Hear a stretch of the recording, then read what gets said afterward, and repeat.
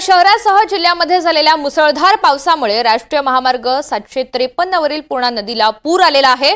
जालना जिल्ह्यासह छत्रपती संभाजीनगर जिल्ह्यामधील घाटनांदरा परिसरामध्ये झालेल्या मुसळधार पावसामुळे मोठ्या प्रमाणात पूर्णा नदीपात्रामध्ये पाण्याची आवक वाढली आहे। त्यामुळे अगदी सकाळपासून पूर्णा नदीला पूर आल्याचं दृश्य आपल्याला पाहायला मिळतंय।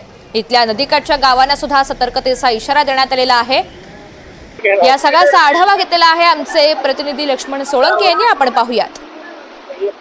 जालना जिल्ह्यामध्ये आपण बघू शकतो की काल रात्री झालेला मुसळधार आणि ढगफुटी दृश्य पावसामुळे आपण बघू शकतो की संपूर्ण पूर्णा नदी पात्राला पूर आलेला आहे आणि पूर्णा नदी पात्रा शेजारी असलेल्या हजारो हेक्टर सेक्टरमध्ये क्षेत्रामध्ये या ठिकाणी पिकामध्ये पाणी घुसलेलं आहे। आपण बघू शकतो की या शेतात आहोत की ज्या ठिकाणी सोयाबीन आहे, सोयाबीन पूर्णपणे पाण्याखाली गेलेली आहे आणि या ठिकाणी गाळ सुद्धा आता मोठ्या प्रमाणात शेतात जमा व्हायला लागलेला। आपल्यासोबत या ठिकाणचे शेतकरी बाबा, मला काय सांगाल, कधीपासून ही पूर परिस्थिती आणि काय तुमचं नेमकं नुकसान झालं?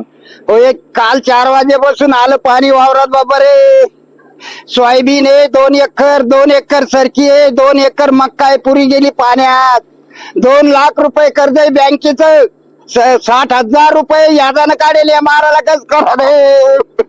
बाबा मला सांगा की किती एकरवर काय काय पिकाची लागवड आहे? ही 2 बाय 2 वर सोयाबीन लावेले, जोड सरीनं मक्का लावेले, ती 2.5-3 फुटावर सोयाबीन आहे, 5 फुटावर हे सरकी।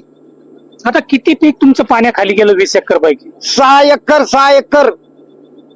एकर पूर्ण डुबलं पाण्यात। हे काय सोयाबीन हे पण याच्यात काय आता ही सोयाबीन आहे, याला शेंगा पण चांगल्या आहे, पाणी शेंगा गण चांगल्या, कर्जदारी करून खताची कसर नाही ठेवली ना, पोटाला उपाशी राहून केलं हे काम।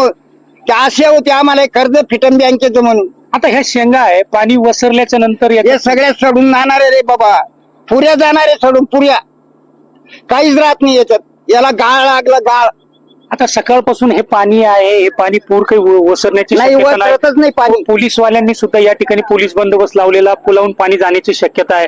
आता काय ह्या पिकाची काय अवस्था असेल? काय अवस्था आहे त्याची? काहीच अवस्था नाही आतापर्यंत। कोणी पाहायला सुद्धा नाही आलं त्याला, कोणीच नाही आलं, पंचनाम्याला सुद्धा नाही आलं, कोणीच नाही। पोलीस आले ते थांबले पुलावर। आता काय मागणी काय तुमची सरकारकडे? मागणी काय? सरकार नाही ते नुकसान भरपाई द्यावं, बँकेचं कर्ज कसं फेडावं कसं नाही, हे लेकरा बाळाला काय खाऊ घाला आता। हा, निसर्ग तर कोपला आमच्यावर, करते धरते बी कोपले। कोण गरीबाचं कोणी वाली नाहीये। मतदानाच्या वेळेस येते फक्त गाड्यावर गाड्या, मतदान घेतले झाले मोकळे। आता हे शेतकऱ्यांनी काय करा, आत्महत्या करायची पाळी आली नाही, कशावर जीवन जगावे? 12 महिने काढ नाही, कसं कर्ज फेडा? बँकेचे लोक घरी येते, पैसे नाही दिले तर काय करणार याला? आता ते जनावर आहे, त्या जनावराला चारा कुठून टाका? काय खाऊ घाला जनावराला? ते लेकरा बाळा आले बी।